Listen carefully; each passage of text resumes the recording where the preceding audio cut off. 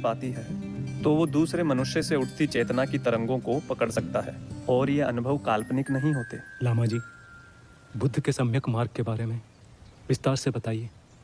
अगर मैं आपको कोई कार्य करने के लिए कहूँ तो आप कुछ समय दे सकेंगे?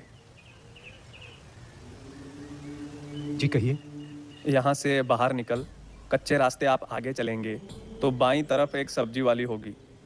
आपको होशपूर्वक ये देखना है कि वो अपने कार्य के किस हिस्से पर सबसे ज़्यादा ध्यान देती है। पहले वो समझ कर आइए ताकि उत्तर समझने में आसानी हो।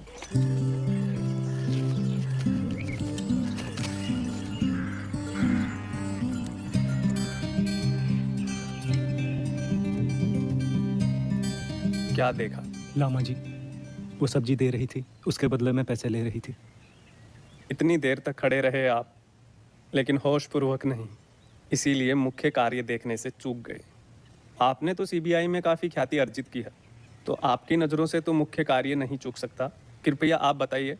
जहाँ तक मैंने देखा लामा जी, उसका पूरा ध्यान सब्जी बेचते वक्त तराजू के कांटे पर था। वो पूरी कोशिश कर रही थी कि कांटा मध्य में रहे और किसी अति को न छुए। बिल्कुल ठीक समझा आपने। इसीलिए बुद्ध ने सम्यक मार्ग बताया है, अर्थात मध्यम मार्ग, दोनों अतियों के ठीक मध्य, ना इस ओर ना उस ओर। यही स्वर्णिम अष्टांगिक सम्यक मार्ग है।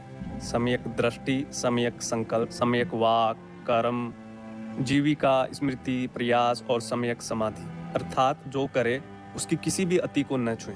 बुद्ध तो समाधि के आगे भी सम्यक लगाते हैं, अर्थात साधक को समाधि लग जाए और आनंद में डूब जाए तो वो इसी आनंद में मग्न ना हो जाए, ये भी एक अति है। अतः कुछ देर समाधि में रहे और कुछ देर लोक कल्याण। वास्तविक होश में रहना तो यही है, ना तो आपको संसार के कोलाहल में खोना है और ना ही समाधि के आनंद में डूबना है। समाधि के शून्य में जब प्रेम उपजता है, उससे जो करुणा जागती है तो वो संसार में वितरित कर दी जाए, और जब संसार के कोलाहल से विरक्ति पैदा हो तो वापस प्रेम से शून्य में उतर जाएं, अर्थात समाधि में।